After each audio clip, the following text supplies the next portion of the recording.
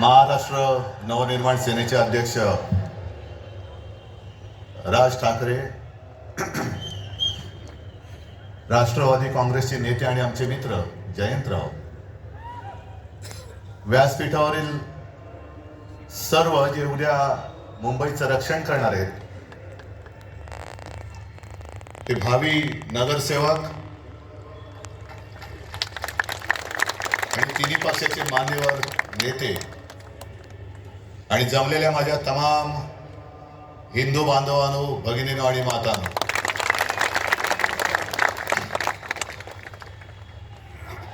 आता या पहिल्या वाक्यापासूनच उद्या चर्चा सुरू होईल की राज मराठी बांधवांनो, भगिनींनो आणि मातांनो म्हणाले आणि उद्धव ठाकरे हिंदू बांधवांनो, भगिनींनो आणि मातांनो म्हणाले. अहो, हेच तर आमचं म्हणणं आहे. कारण मुंबई महानगरपालिकेची निवडणूक सुरुवात कोणी केली, महापौर कोण होणार त्यांनी सुरुवात केली आणि आम्ही म्हणतो मराठी महापौर होणार, ते म्हणतात हिंदू महापौर होणार. मग देवेंद्र फडणवीस हिंदू आहेत की नाही हा पहिला माझा त्यांना प्रश्न आहे. जरा तपासून बघा, काही तपासायचं असेल तर. नाही म्हणजे डोकं वगैरे काय बर्थ सर्टिफिकेट वगैरे असं मी म्हणतोय. आम्ही अस्सल मराठी बोलणारे देशभक्त हिंदू आहोत आणि राजने आज अप्रतिम मांडणी केली. राज, तू जे सांगितलं की पोट भरून जेवण तुम्हाला देणार आहे, आता एवढं पोट भरल्यानंतर किंवा पोट तिडकीने त्यांनी सांगितल्यानंतर पोटाला तड लागून उपयोग नाही, डोक्यात तिडीक गेली पाहिजे. आणि ती जर जाणार नसेल तर मग छत्रपती शिवाजी महाराज की जय बोलण्याचा आपल्याला अधिकार नाही, जय भवानी जय शिवाजी बोलण्याचा आपल्याला अधिकार नाही. आणि आजच्या सभेचं हे वैशिष्ट्य आहे. जसं आपल्या सगळ्यांच्या मनात आजपर्यंतचा शिवसेनेचा इतिहास माहिती आहे, तसंच मला ती पहिली सभा मलाही आठवते. मी इथे खालीच माच्या मांडीवरती बसून ती सभा बघितली होती. समोर आजोबा होते, बाळासाहेब होते, श्रीकांतजी होते. काय बोलणं ऐकायला येत होतं, पण कशासाठी नेमकं काय चाललंय, मराठी माणसावरती अन्याय होतं म्हणजे नेमकं काय होतंय हे कळण्याचं वय नव्हतं. आणि आज या सगळ्या गोष्टीची जाणीव होते. काय योगायोग आहे की त्यावेळेला मी इथे समोर बसलो होतो, आज आमच्या खांद्यावरती धुरा आलेली आहे. आज सगळ्यांना कळलं असेल की ठाकरे बंधू एकत्र का आले. आणि जयंतराव, भावकी एक झालेली, आता गावकी पण एक होते.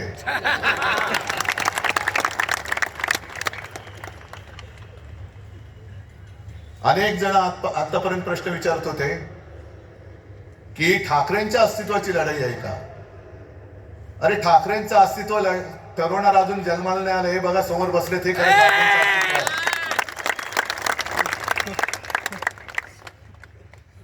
ही सगळी लाचार माकडं ही कधी वाघ नाही बोलू शकत. आणि आता तुमच्या लक्षात आलं असेल की शिवसेना संपवण्यामागचा यांचा डाव काय होता. का संयुक्त महाराष्ट्राच्या लढ्याच्या वेळेला आचार्य आत्रे होते, एस एम जोशी होते, डांगे होते आणि पहिले जे 5 जण सगळ्यात पुढे होते त्याच्यात आमच्या दोघांचे आजोबा प्रबोधनकार केशव सीताराम ठाकरे होते. ही आमची घराणेशाही म्हणा किंवा घराण्याची परंपरा म्हणा. आणि हे रक्तामध्ये असावं लागतं. मराठीचं प्रेम, मातृभाषेचं प्रेम हे रक्तामध्ये असावं लागतं. आणि आमच्या डोळ्यात देखत जर आमच्याच घराचे, राज्याचे, भाषेचे लचके तोडले जाताना आम्ही प्रबोधनकारांची नातवंड, बाळासाहेबांचा मुलगा, श्रीकांतजींचा मुलगा हे काय शेपट्या घालून घरी बसू असं या भाजपवाल्यानं म्हटलं. आज जे काय राजने मांडलेलं आहे हेच तर आम्ही सांगतोय. आणि आमच्या दोघांचे शेवटी अनुभव हा सगळ्यात मोठा गुरु असतो. साहजिकच आहे मराठीसाठी एकत्र आलोत आणि राज्य बोलत तेच सांगतोय. आमच्यामध्ये तसे वाद नव्हते पण ते वाद आम्ही आज गाडून टाकलेले आहेत आणि मराठी माणसासाठी, हिंदूंसाठी आणि महाराष्ट्रासाठी एक ताकद म्हणून उभे राहिलेले आहे. निवडणूक महापालिकेची, पण भाजप काय प्रचार करते?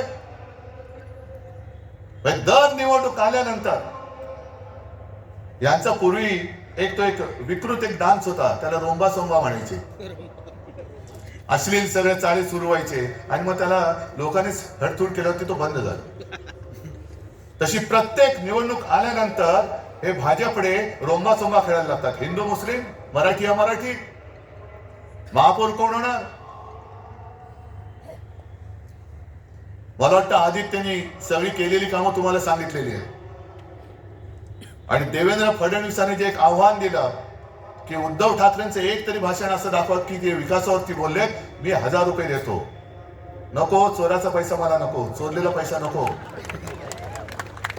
पण देवेंद्र फडणवीस, मी तुम्हाला आव्हान देतोय की तुमचं मोदींपासूनचं तुमचं आणि तुमच्या खालच्या चेलाचपाट्यांचं अगदी वर्गाच्या मॉनिटरची निवडणूक असली तरी हिंदू मुस्लिम न करता केलेलं भाषण दाखवा. आम्ही सगळे मिळून तुम्हाला 1 लाख रुपये देतो. जा. हे भांडवल ठेवायचं नसतं. त्या संयुक्त महाराष्ट्राच्या लढ्यामध्ये अनेक जणांना तो लढा कसा झाला, कोणी केला माहिती पण नाहीये. आपण 2010 साली इथे पाठी संयुक्त महाराष्ट्राच्या लढ्याचे एक दालन केले. जाऊन मुद्दामून बघा काय अवस्था यांच्या कारभारात त्याची झालेली आहे. मी अभिमानाने सांगेन की ते दालन आपण उभं करू शकलो याचं कारण मुंबई महानगरपालिका आपल्याकडे होती. पण तेव्हा सगळे मोठे नेते होते, जनसंघ त्याच्यामध्ये कुठेही नव्हता. मुळामध्ये लढणारे नाहीच. हे घर पेटून पोळ्या भाजणारे, आगी लावायच्या, आपलीच माणसं आपल्यावरती सोडायची. रक्तपात झालं तर आपल्यामध्ये होईल, पण ते तिकडे पोळ्या भाजणार. जनसंघ कुठेही नव्हता. पण जनसंघ केव्हा घुसला मध्ये? संयुक्त महाराष्ट्र समिती जी माझ्या आजोबांनी आणि सगळ्यांनी मिळून स्थापन केली होती. सगळे पक्ष ते एकत्र आले. मुंबई महाराष्ट्राला मिळालीच पाहिजे. त्याही वेळेला गुजरातचा डोळा हा मुंबईवरती होताच. द्विभाषिक राज्य होतं. आणि तुम्ही हिंदू हिंदू जे म्हणता ना, त्यावेळेला मोरारजी देसाई नावाचा नरराक्षस जो गुजरातमध्ये जन्माला होता, तोच नरराक्षस मुख्यमंत्री होता. आणि त्यांनी दिसताच क्षणी गोळ्या घाला. गोळ्या ही माणसं मारण्यासाठी दिलेली आहेत, त्याचा योग्य वापर करा हे आदेश देणारा मोरारजी देसाई हा हिंदूच होता. मरणारी मराठी माणसं होती. पण एक गोष्ट तुम्हाला मुद्दामून सांगतो की जनसंघ त्याच्यामध्ये कुठेही, म्हणजे गोळीला तुम्ही, पोळीला आम्ही. पण त्या सगळ्या लढ्यामध्ये अण्णाभाऊ साठे होते. तसाच एक शाहीर अमर शेख हा महाराष्ट्र प्रेमी मुसलमान सुद्धा होता.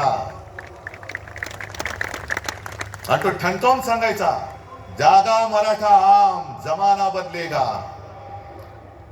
आणि त्यांचं पुढचं वाक्य जे आहे, 2 कौडी के मोल, मराठा बिकने को तैयार नहीं.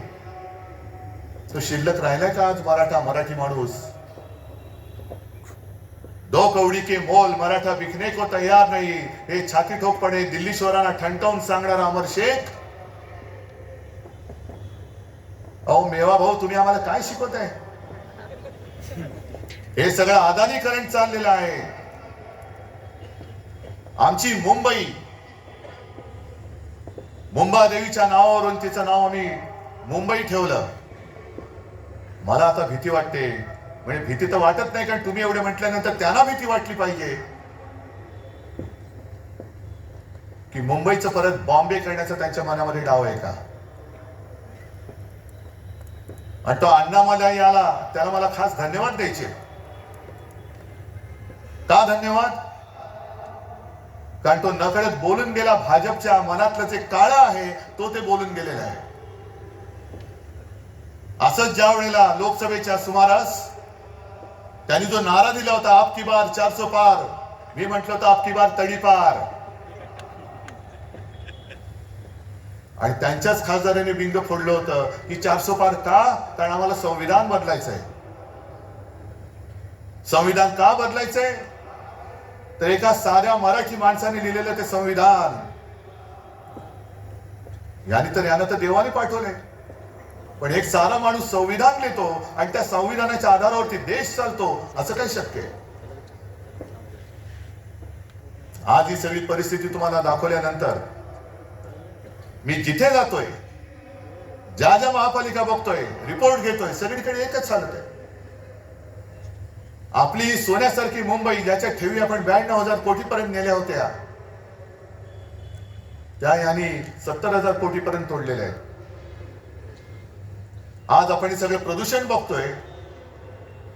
हे नुसतं प्रदूषण नाही, हवेचं प्रदूषण नाही, हे भ्रष्टाचाराचं प्रदूषण आहे. जवळपास 3 लाख कोटींचा घोटाळा या दळबद्री भाजप आणि त्यांच्या या लाचार गद्दार सरकारने करून ठेवलेला, आपल्या डोक्यावरती बांधलेलं आहे. ही निवडणूक स्पष्ट आहे. आम्हाला महापालिका पाहिजे. का पाहिजे हे आम्ही दोघं सांगतोय. भाजपला का पाहिजे? कारण की त्यांना अदानीच्या हातात घालायची. हा एक मुद्दा झाल्यानंतर 25 वर्षामध्ये शिवसेनेने केलेली कामं आणि गेल्या फक्त 4 वर्षामध्ये यांनी धुवून टाकलेली मुंबई, हे फक्त समोर ठेवा. आणि मी ज्यांना मराठीबद्दल प्रेम तर सगळ्यांना आहेच, पण जो असाच एक मतदार आहे त्यांनी प्रश्न विचारायला पाहिजे की हे खरं आहे की हे खरं आहे. आज संपूर्ण मुंबई 90% खोलून ठेवलेली आहे. म्हणजे एक ते पर्यावरण तज्ञ आहेत, केस भट मला वाटतं त्यांचं नाव, त्यांनी सांगितलं दिल्ली ही व्हेंटिलेटरवर आहे, तर मुंबई ही आयसीयू मध्ये. उद्या आपण जगायचं कसं हे ठरवणारी ही निवडणूक आहे. आणि ही जी काही 90% मुंबई खोदलेली आहे, इकडून मेट्रो, तिकडून मेट्रो, इकडून बोगदा, तिकडून रस्ता खोदलाय, तिकडे फुटपाथ खोदलाय, चालायला जागा नाही, फिरायला जागा नाही. संपूर्ण मुंबईमध्ये धूळ आणि सिमेंटचं साम्राज्य आहे. पण त्याच्या प्रदूषणामध्ये सुद्धा, प्रदूषणात सुद्धा भ्रष्टाचार आहे.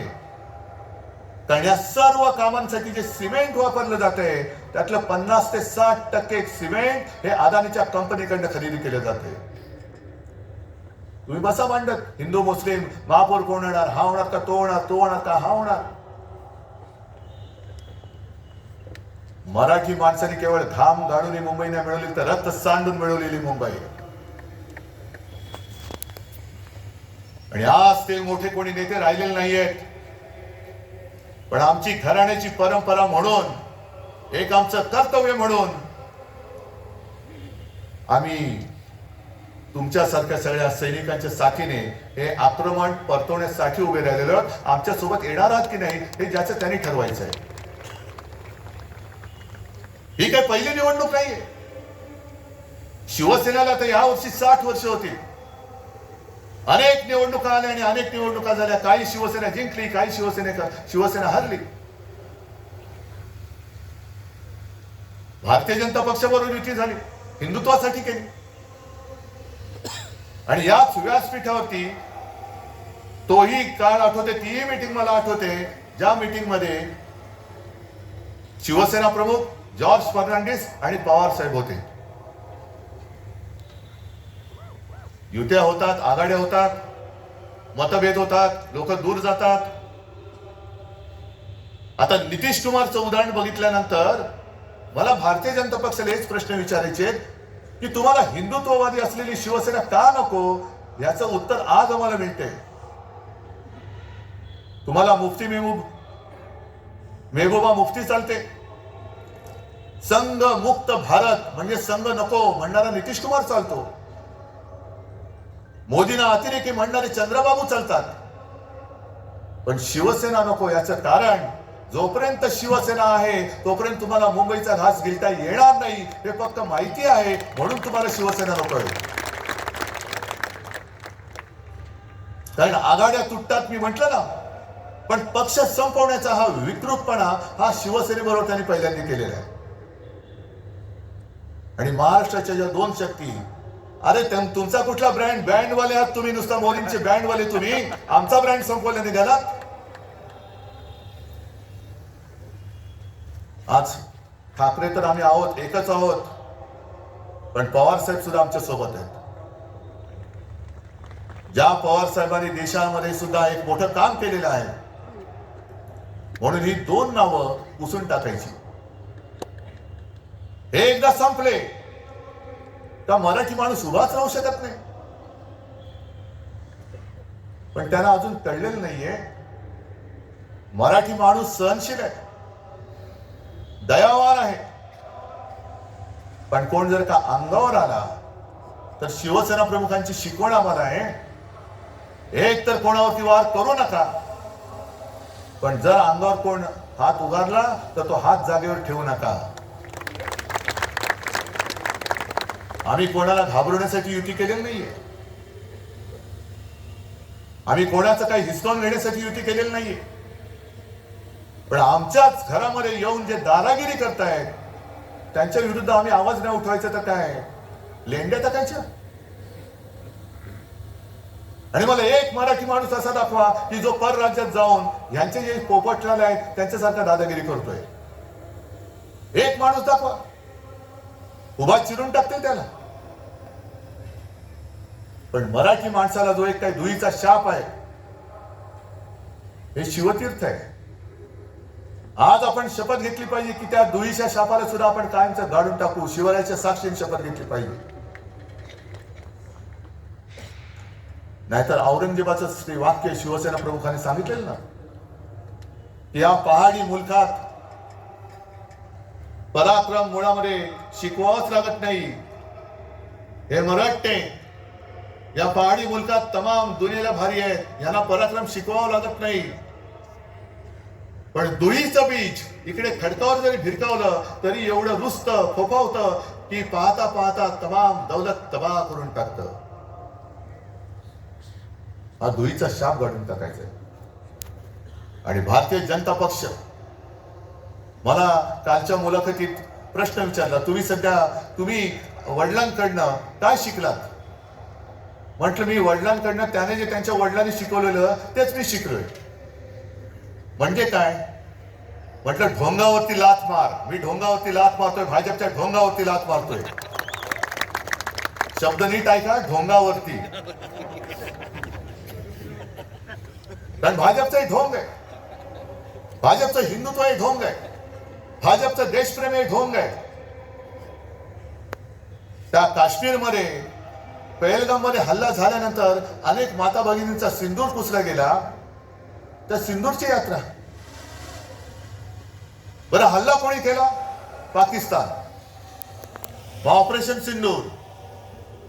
आणि थोडे दिवस गेल्यानंतर जो पाकिस्तान आपल्या देशामध्ये अतिरेकी घुसवतोय त्या पाकिस्तान बरोबर निर्लज्जपणे क्रिकेट खेळायला या शहांची चिरंजीव पुढे, हे यांचं देशप्रेम. राज, तू जे सांगितलं अकोटमध्ये MIM बरोबर युती, अंबरनाथ मध्ये, म्हणजे तिकडे तर कमाल झाली. उद्धव ठाकरेंनी जर काँग्रेस बरोबर आघाडी केली तर उद्धव ठाकरेंनी हिंदुत्व सोडलं. मग देवेंद्र फडणवीस, अंबरनाथ मध्ये तुमचं काय असं होतं की जे तुम्ही सोडू शकलात? काय सोडलं तुम्ही? बरं, मोदींच्या घरी लहान असताना ईदच्या दिवशी आजूबाजूच्या मुस्लिम कुटुंबियांकडनं जेवण यायचं, चांगली गोष्ट आहे. सौगाते मोदी तुम्ही वाटणार, पण आम्ही जरा कुठे काही खुट केलं, आम्ही जर अमर शेखची आठवण काढली तर आम्ही हिंदुत्व सोडलं. काँग्रेस बरोबर हात मिळवला, आम्ही हिंदुत्व सोडलं. म्हणजे भाजप काय करतंय ते अमर प्रेम, आणि आम्ही केलं तर लवजियात. हे ढोंग आहे. आणि काल मी संभाजीनगरला गेलो होतो. मला हिंदू मुस्लिम किंवा या जातीपातीच्या राजकारणात ही निवडणूक न्यायची नाहीये. माझं आज सुद्धा देवेंद्र फडणवीसांना दुसरं एक आव्हान आहे की तुम्ही आज माझ्या व्यासपीठावरती या, आपण दोघं मिळून, माझी पण गरज नाही पाहिजे, आदित्यला सांगतो मुद्द्याचं बोला.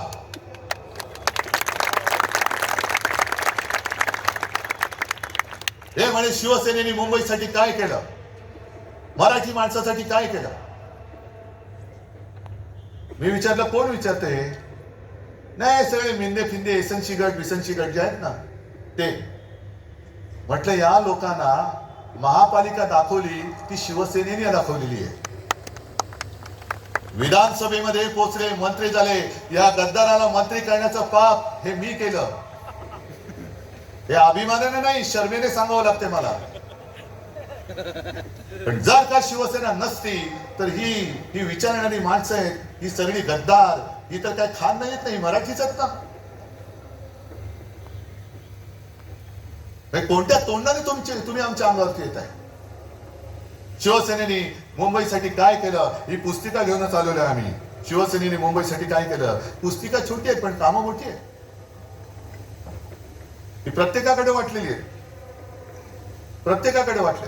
अगदी शाळा जाऊन बघा, अभिमान वाटेल. महापालिकेच्या शाळा, मुंबई महापालिकेच्या शाळा कशा आहेत ते बघा. पाणी पुरवठा बघा कसा होतोय. अजून आपण 24 तास देऊ शकत नाही आहोत, पण त्याच्यात पाणी पुरवठ्यात वाढ तर नक्की करतोय. आरोग्य सेवा आहे. काल संभाजीनगरची मी तुम्हाला आठवण सांगत होतो. मला आश्चर्य वाटलं लोक तिकडे सहन कशी करतात. कारण वर्षाच्या 365 दिवसापैकी फक्त 44 दिवस संभाजीनगर शहरामध्ये पाणी येतं. बरं, संभाजीनगरचं नामांतर मी केलं, जयंतराव साक्षी आहेत त्याला. जो शिवसेना प्रमुखांचा एक आदेश होता, औरंगाबाद नाही छत्रपती संभाजीनगर झालं पाहिजे, तो आम्ही करून दाखवलेला आहे. पण नाव संभाजी महाराजांचं दिल्यानंतर त्याच्यामध्ये सुविधा कोण देत आहे. 4 वर्ष तुमच्याकडे सत्ता आहे. डबल इंजिन, ट्रिपल इंजिन, जेवढे इंजिन, आता मनसेचं इंजिन आमच्याकडेच आहे. तुमची इंजिन नुसती पोकळ वाफा सोडताय. बरं, त्याच्यामध्ये सुद्धा एक गंमत मी बघितली. निवडणूक महापालिकेची आणि अजित पवारांचा फोटो आहे. नशामुक्त संभाजीनगर करू. म्हटलं पहिली तुमची सत्तेची नशा उतरवा. आणि साताऱ्यामध्ये ड्रग्सच्या फॅक्टरीवरती ज्याच्या धाड पडली, त्याचं जे काही खरं खोटं आहे आमच्या सुषमाताईंनी बाहेर काढलेलं, त्याची चौकशी लावा ना. त्याची नाही लावणार. नको त्या गोष्टींमध्ये चौकशा करणार. आज तुम्हाला सांगतो, भाजपच्या एका वर्षात भाजपला एका वर्षामध्ये साधारणतः 3100 कोटी रुपये निधी मिळाला. 3100 कोटी. तुम्ही म्हणाल तुम्हाला काय याचं पडले सांगतो ना. आज राज्य सरकार त्यांचं आहे, केंद्र सरकार त्यांचं आहे. पण मुंबई महापालिकेला विविध करांच्या माध्यमातून जवळपास 10,900 कोटी. 10,900 कोटी म्हणजे किती झाले? 11,000 कोटींची थकबाकी येणं बाकी आहे. ज्यांच्या तिजोऱ्या भरतायत, माझ्या मुंबईची लुटतायत. तिकडे गणेश नाईक बॉम्ब मारतायत, नवी मुंबईची तिजोरी खाली झाली. आणि म्हणून तुम्ही मुद्द्याचं बोला. आज आम्ही जे सांगतोय की आम्ही एवढ्या मुलांना मोफत शिक्षण देतोय, 8 भाषांमध्ये विविध शाळांमधून शिक्षण देतोय, आधुनिक तंत्रज्ञानाने मुलांना शिकवतोय. या ना, समोर या. आणि एक शहर तुमच्या राज्यातलं असं दाखवा की भाजप शासित शहर आहे ते मुंबईच्या बरोबरीने येऊ शकेल. दाखवून द्या, मी काही हरायला तयार आहे. पण मुद्दे सोडून बोलायचं, आपल्याला भांडवल ठेवायचं आणि अदानीच्या थैल्या भरायच्या. तुषार आपटेचा उल्लेख जो राज तू केला, अक्षय शिंदे मारला, तुम्हाला माहिती आहे ना, एन्काउंटर केला. आणि मी याच व्यासपीठावरून बोललो होतो की शिंदेना गोळ्या घालायलाच पाहिजे होत्या. ह्या संदर्भ माझा काही जणांनी वेगळ्या अर्थाने घेतला. माझं म्हणणं एवढंच होतं की गुन्हेगाराला सजा झालीच पाहिजे. पण ज्या पद्धतीने अक्षय शिंदेचा एन्काउंटर झाला हा संशयास्पद आता तुम्हाला वाटतं की नाही वाटत? कारण जर का अक्षय शिंदे जिवंत असता आणि त्यांनी कदाचित या सहआरोपी असलेल्या तुषार आपटेबद्दल माहिती दिली असती तर कोण फासावर गेला असता? पण हे पुरावे मारून टाकायचे. आणि तुषार आपटेने तिथे बदलापूरमध्ये पक्षाचं काम चांगलं केलं म्हणून या विकृताला त्यांनी स्वीकृत नगरसेवक केला. ही सगळी बजबजपुरी झालेली आहे. आम्हाला तो भाजप एक काही काळ थोडासा आपला वाटत होता जो राष्ट्र प्रथम म्हणत होता. आता ज्या पद्धतीने सगळे गुंड पुंड त्यांच्यामध्ये जात आहेत. नाशिकमध्ये आमच्या सोबत होता तेव्हा हा सलीम कुत्ताचा मित्र, पण सलीम कुत्ताचा मित्र भाजपात गेल्यानंतर त्याचं श्वान झालं. तिकडे प्रफुल्ल पटेलला त्यांनी घेतलं, इक्बाल मिर्चीचा साथीदार. नवाब मलिक आमच्या सोबत होते तर दाऊदचा साथीदार. आणि अजित पवारांबद्दल माझं स्पष्ट म्हणणं आहे देवेंद्र फडणवीसांना की 70,000 कोटीचे घोटाळ्याचे आरोप तुम्ही आणि मोदीजींनी त्यांच्यावरती केले. ढीगभर पुरावे तुम्ही नेऊन दिले. आता जर का केस चालू आहे असं तुम्ही म्हणताय तर पुरावे तुम्ही दिले. ते आता पुरावे की जाळावे कोर्टाने एवढं सांगा. आणि त्या पुराव्यामध्ये दम असेल कारण तुम्हाला माहिती आहे तुम्ही पुरावे दिले तर अजित पवारांना लाथ मारून हाकलून द्या. आणि नसेल तर अजित पवारांची जाहीर माफी मागा. कारण हेच तुमच्या हालचाली चाललेले आहेत. लोकांना बदनाम करायचं, आयुष्यातून उठवून टाकायचं, पक्षामध्ये घ्यायचं. म्हणजे भाजपची एवढी हालत वाईट झालेली आहे. निष्ठावंतांना आता काही किंमत राहिलेली नाहीये. निष्ठावंत सगळे उपऱ्यांच्या म्हणजे आपण उपरे वेगळे आपल्या डोक्यावर बसवतात हे, पण भाजपच्या निष्ठावंतांच्या डोक्यावरती वेगळे म्हणजे भाजपच्या ते जयंतराव तुम्हीच सांगितलं होतं ना तसं त्यांचं झालं. आता कोणाच्या खांद्यावर कोणाचे ओझे, सगळे माखलेले, घाणीने माखलेले, लडबडलेले ही लोक घ्यायची. निष्ठावंत त्यांची लंगोट धुवायचे, सगळं साफ करायचं आणि डोक्यावरती घेऊन यांना नाचत सुटायचं. एवढंच निष्ठावंतांचं काम राहिलं. ही भाजप आम्हाला मंजूर नाहीये. आता भाजपामध्ये राष्ट्र प्रथम नव्हे तर भ्रष्टाचार प्रथम म्हणणारी भाजपा झालेली आहे. गुंडागर्दी करणारी, बलात्कारी प्रथम म्हणणारी भाजपा झालेली आहे. आणि आपल्यामध्ये आगी लावून प्रत्येक ठिकाणी हेच होतंय.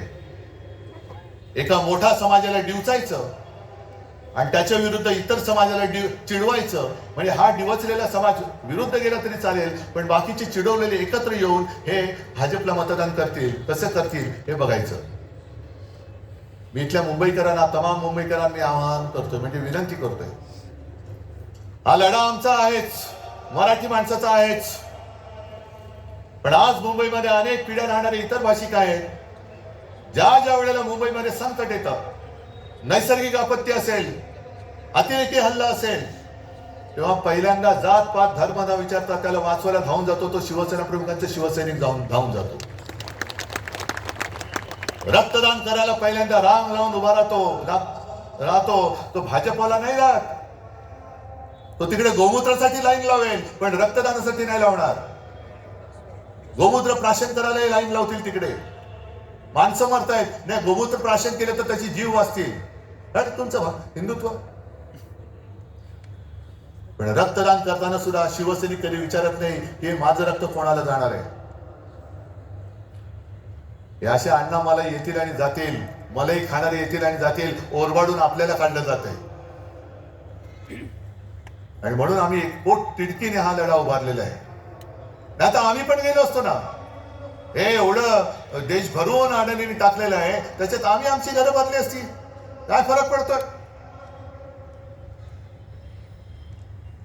पण तसं जर का आम्ही झालो तर राज, तू जे बोललास की आज शिवसेना प्रमुख, आमचे आजोबा हे वर्ण आमच्याकडे बघत असतील, त्यांनी त्यांच्या डोक्यात किंवा त्यांच्या मनात आमच्याबद्दल काय झालं असतं, अरे ही आमची पिढी, आम्ही काय होतो, आम्ही काय लढा उभा केला, कशा त्या खचलेल्या मराठी माणसाच्या मनगटामध्ये आम्ही हिंमत आणि आत्मविश्वास भरला.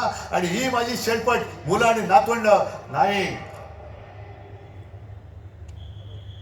पण त्यांनी जे आणखी सांगितले की जगायचं कसं, एकच दिवस जगा पण तो वाघाचा जगा, 100 दिवस शेळीच्या जगण्याला काही अर्थ नसतो.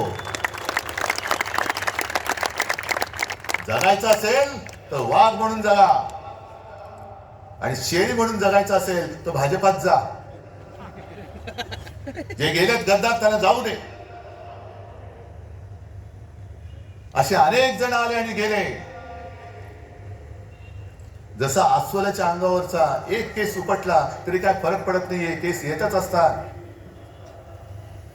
भाजपला आज राजकारणामध्ये पोरं होत नाही, हे त्यांचं शल्य आहे, आमचं नाहीये. म्हणून मोहन भागवत सांगतायत की अपत्य वाढवा, अपत्य वाढवा, अपत्य वाढवा. अरे होत नाहीत, आम्ही काय करू शकतो, आम्हाला होत आहेत, तुम्हाला होत नाही. कारण मुळामध्ये जे बीज लागतं विचारांचं, ते विचारांचं बीजच भाजपमध्ये नाहीये. नेमका भाजप कशासाठी स्थापन केला गेला हेच त्यांना माहिती नाहीये.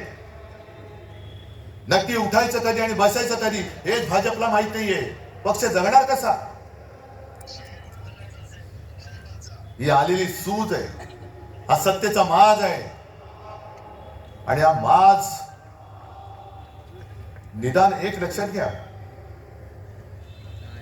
इतिहास वगैरे जो काही कोण बघत असेल, काय बघत असेल मला कल्पना नाही. पण खंडोजी खोपडेचं नाव घेतल्यानंतर आपण काय बोलतो, सूर्याजी पिसाळचं नाव घेतलं ती काय बोलतो, आणि तानाजी मालुसरे, बाजी घोरपडे यांचं नाव घेतल्यावरती काय बोलतो. 400 वर्ष होऊन सुद्धा त्यांच्या कपाळावरचा जर गद्दारीचा डाग पुसला जात नसेल तर यांच्या कपाळावरचा डाग पुसायला किती पिढ्या जाव्या लागतील. आणि मग तुम्ही ठरवायचे, आम्ही तर ठरवलंय. छत्रपती शिवाजी महाराज होता येणं तर शक्यच नाही, त्यांचा मावळाही होता येणं शक्य नाही. पण त्यांनी जे त्यावेळेला केलं, असं काय नेमकं होतं की हे त्यावेळेला त्या मोगलांना टक्कर देणारं तेज या महाराष्ट्रामध्ये जन्माला आलं. आणि त्याच मातीमध्ये आपण जन्मलेलो आहोत. आणि तोच लढा, त्याच आक्रमणाविरुद्ध आज आपल्या हातामध्ये हे शस्त्र हे आलेलं आहे. जगायचं कसं हे आपण ठरवायचं. इतिहासामध्ये नोंद आपली कशी झाली पाहिजे हे आपण ठरवायचं. आणि मला खात्री आहे की जे विचार आम्ही तुमच्या समोर मांडतो हे विचार नाही, हे सत्य आहे.